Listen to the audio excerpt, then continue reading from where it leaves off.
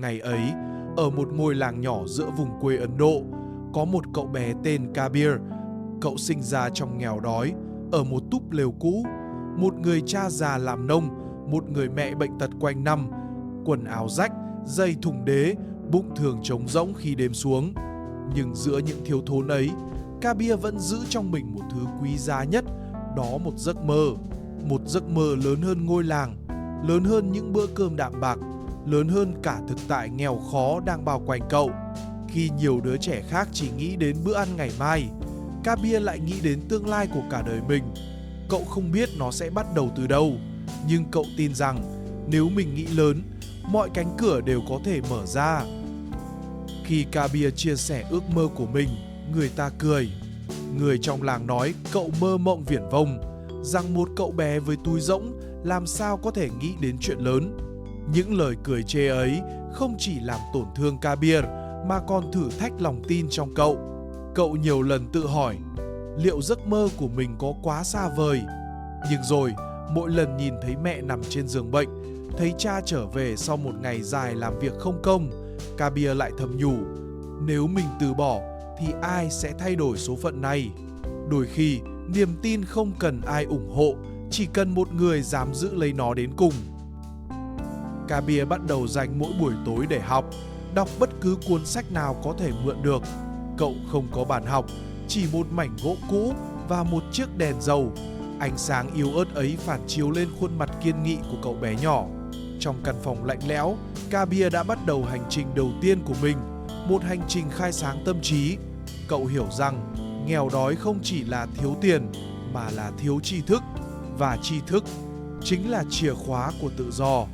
Từng đêm, từng chữ, từng dòng sách, đó là cách Kabir biến nó thành sức mạnh.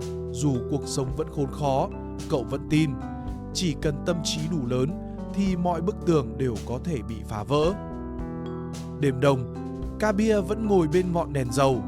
Bên ngoài là gió rít, bên trong là tiếng ho của mẹ. Nhưng giữa những âm thanh đó, Kabir vẫn nghe rõ một nhịp đập. Đó là nhịp đập của niềm tin. Cậu biết chẳng ai có thể thay đổi cuộc đời mình ngoài chính bản thân. Không ai sẽ đến cứu cậu, không ai sẽ mang cơ hội đến. Vì thế, Kabir tạo ra cơ hội cho chính mình từ từng trang sách, từng giây học hỏi. Ngọn lửa trong cậu dần mạnh hơn, và ánh sáng từ đó dần lan tỏa vượt ra ngoài căn phòng nhỏ bé ấy. Thời gian trôi, Kabir dần trưởng thành. Cậu hiểu rằng mọi thành công đều bắt đầu từ một hạt giống niềm tin.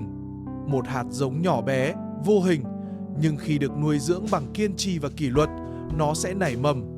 Mỗi ngày, Kabir cố gắng làm tốt hơn hôm qua một chút. Cậu đọc thêm, học thêm, thử và sai, thất bại và đứng lên.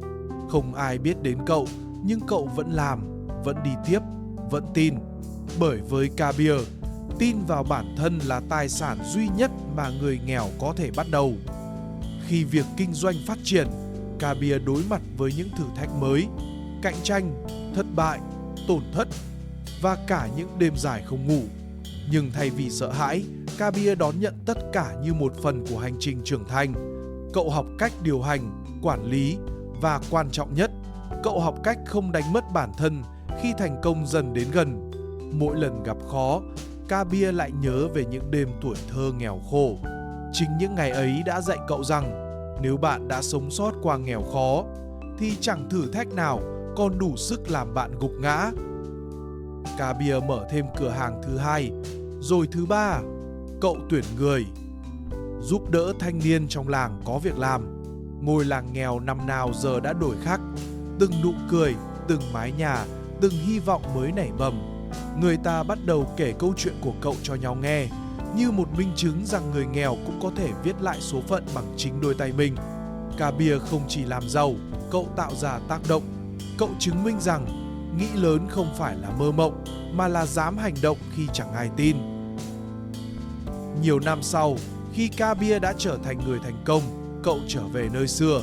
Cánh đồng vàng, con sông cũ, ngôi làng nhỏ vẫn còn đó. Chỉ có Kabir đã khác.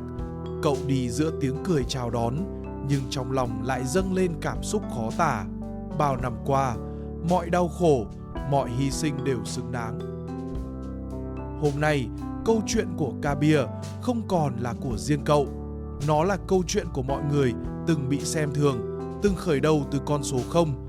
Kabir đã chứng minh rằng giấc mơ không được đo bằng số tiền trong túi mà bằng tầm nhìn trong trái tim. Thành công không đến từ may mắn mà từ niềm tin, kỷ luật và lòng dũng cảm không lùi bước.